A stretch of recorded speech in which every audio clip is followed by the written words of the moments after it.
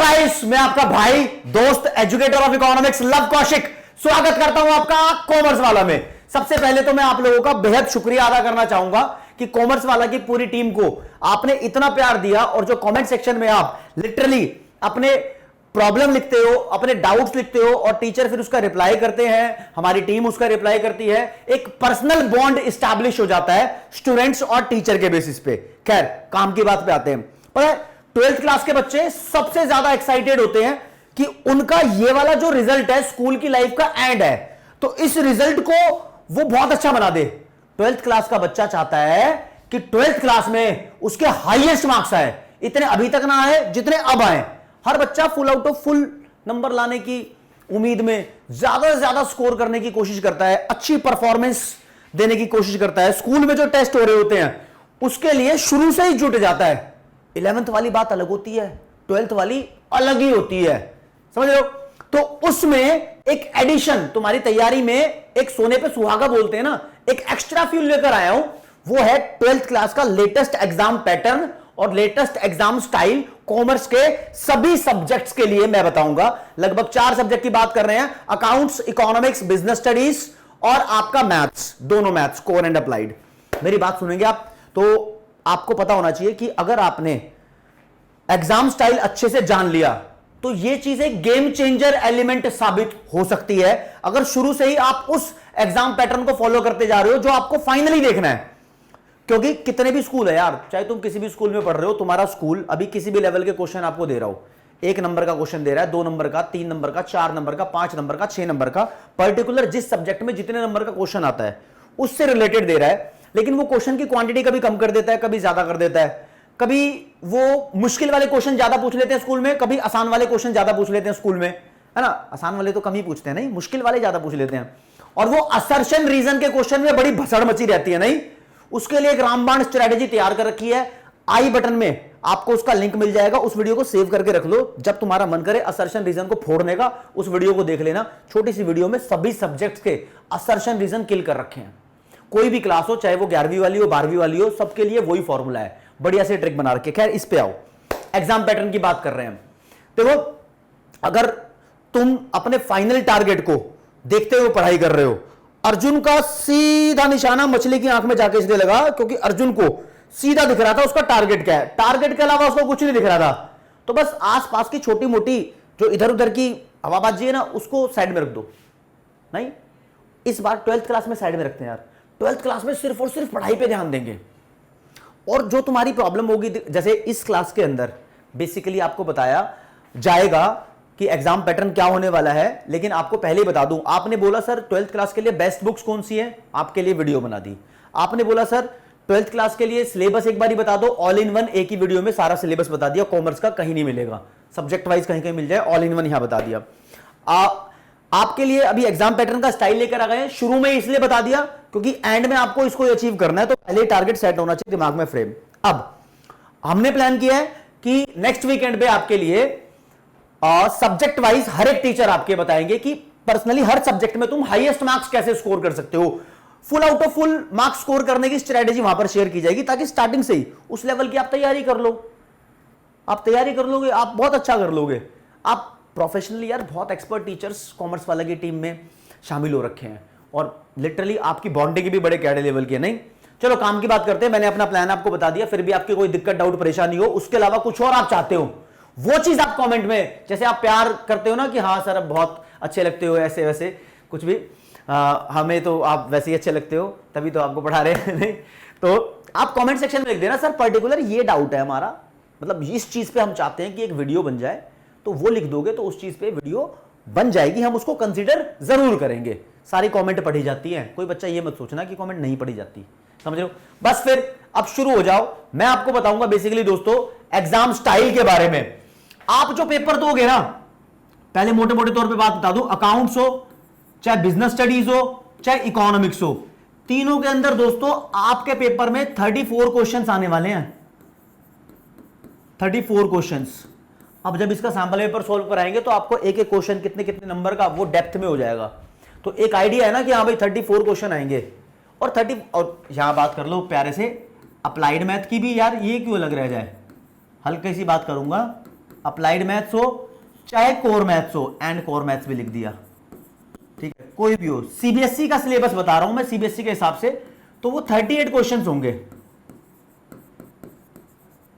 यहां पर क्वेश्चन थोड़े ज्यादा हो जाते हैं क्योंकि 2-2 नंबर के क्वेश्चन भी ज्यादा जाते हैं। खैर उस बात को छोड़ो, आपको यह पता होना चाहिए कि भाई हल्के क्वेश्चन कितने होते हैं, भारी कितने होते हैं, मजेदार कितने होते हैं, चटपटे कितने होते हैं। कैटेगरी नंबर 1 आपके पेपर में जो क्वेश्चन की आएगी वो कॉम्पिटेंसी बेस्ड क्वेश्चन होते हैं।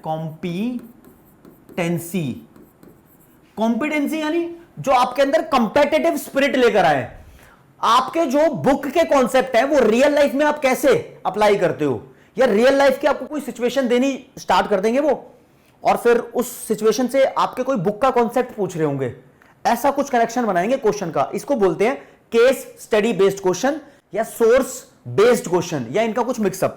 ये बड़े इंपॉर्टेंट चीजें हैं यार। तो ये केस स्टडी या सोर्स बेस्ड वाले क्वेश्चन की कैटेगरी में डाल देता हूं इसको भाई। केस स्टडी वाली भी चीज इसमें ही है, और सोर्स बेस्ड मतलब कि किसी न्यूज़पेपर में से कोई न्यूज उठा लेंगे वो सोर्स बन जाएगा, या कोई असली की घटना उठा लेंगे वो सोर्स बन जाएगा।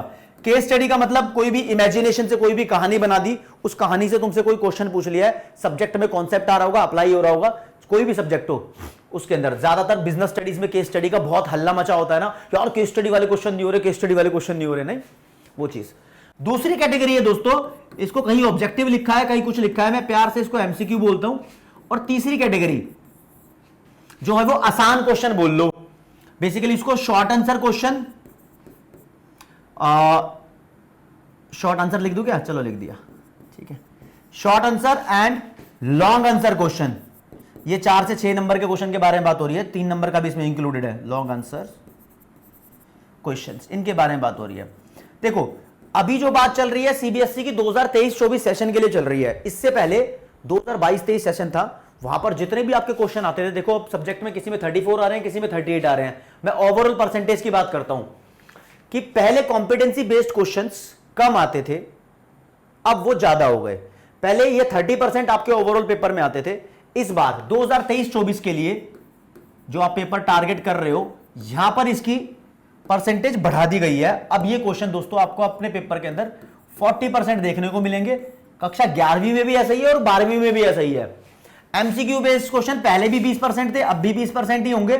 और जो शॉर्ट आंसर क्वेश्चन थे ना, पहले 50% हुआ करते थे, अब ये 40% कर दिए। मतलब ये क्या है, ये शॉर्ट एंड लॉन्ग, ये आसान वाले question, explain the steps, explain the reason, describe, illustrate, है ना, ऐसी चीजें। तो what are the reason, what are the causes, ऐसे वाले क्वेश्चंस, कोई भी सब्जेक्ट हो, अकाउंट्स में बेसिक एंट्री हो गई, ऐसे कुछ क्वेश्चंस की बात हो रही है। तो ये बहुत इजी वाला सिस्टम इन्होंने थोड़ा कम किया, अब रियल लाइफ पे थोड़े ज्यादा आ गए हैं, क्योंकि न्यू एजुकेशन पॉलिसी अपने देश में इंप्लीमेंट हो रही है, उसको फोकस में रखते हुए सरकार ऐसा प्लान कर रही है।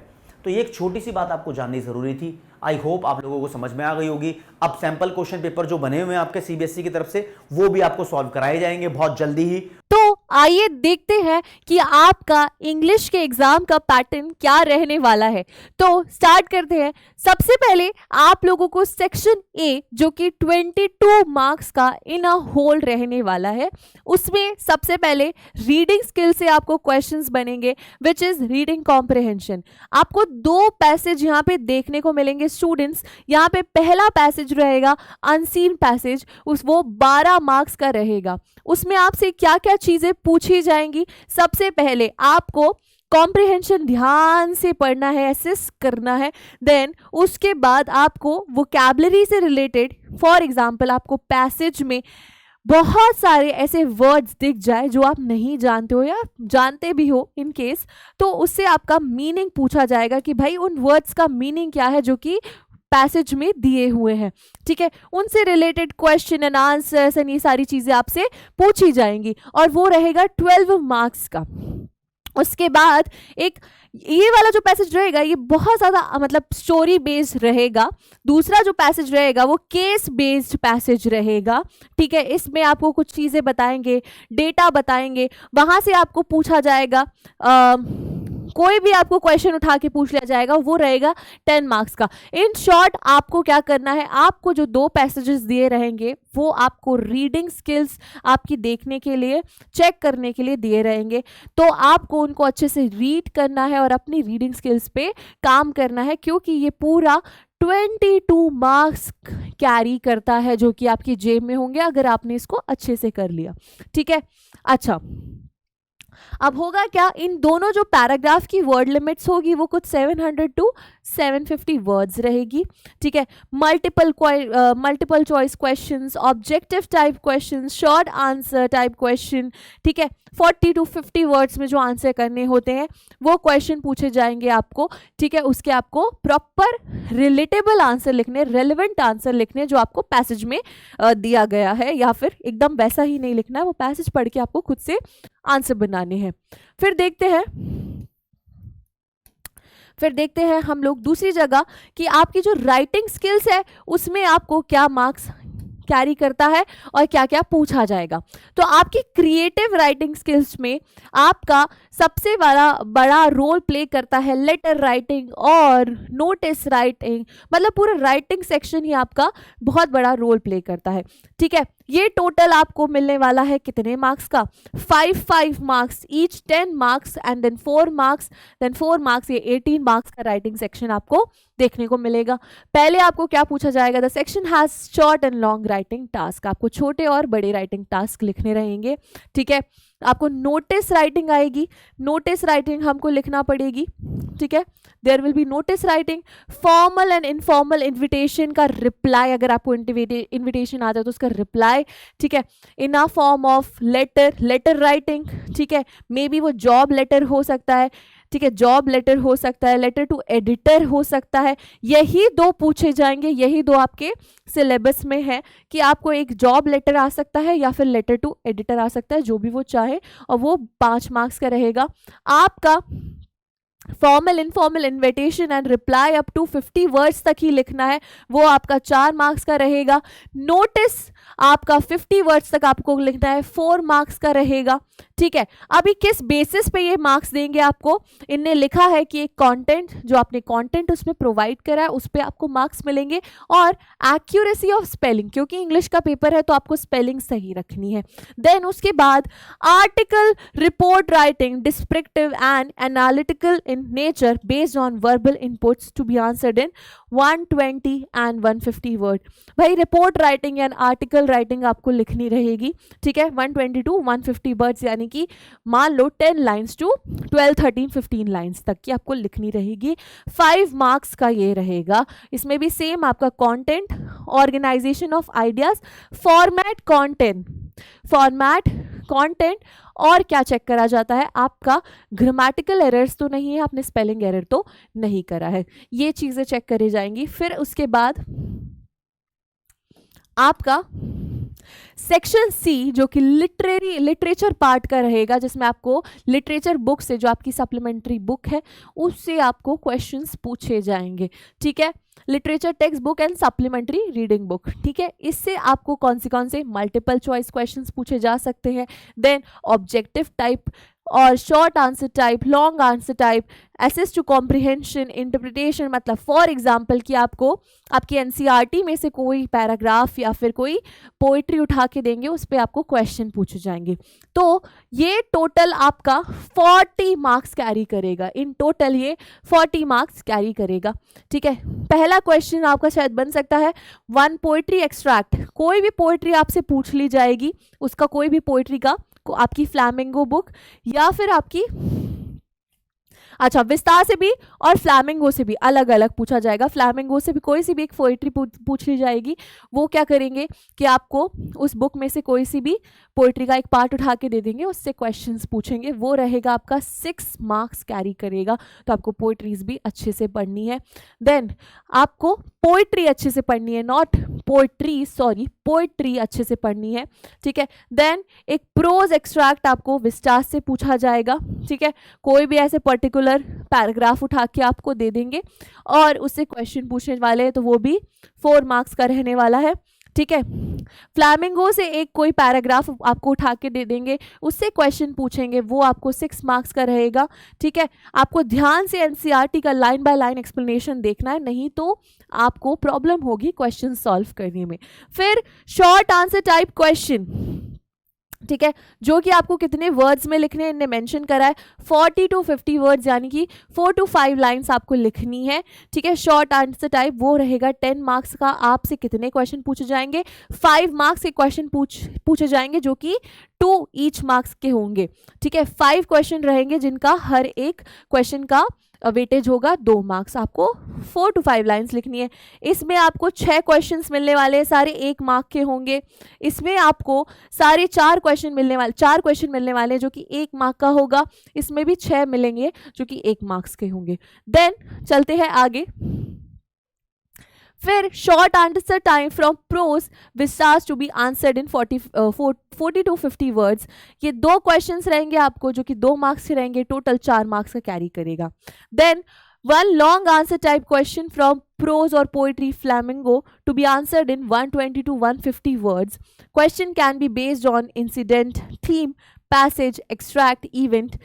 मतलब किसी भी चीज़ से पूछा जा सकता है कि थीम क्या है, वो कहना क्या चाह रहे थे, या कोई पैसेज दे देंगे, उस पैसेज को एक्सप्लेन करने के लिए आ जाएगा, या कुछ भी आपसे पूछा जाता है।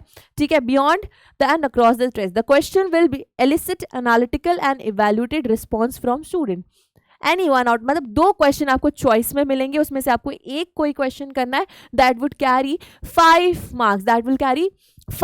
मार्क्स। देन उसके बाद 1 long answer type question based on chapter from Vistas. Similarly Vistas से आपको एक लॉन्ग आंसर टाइप क्वेश्चन दिया जाएगा। वो भी कितने मार्क्स का होगा? 5 मार्क्स का होगा।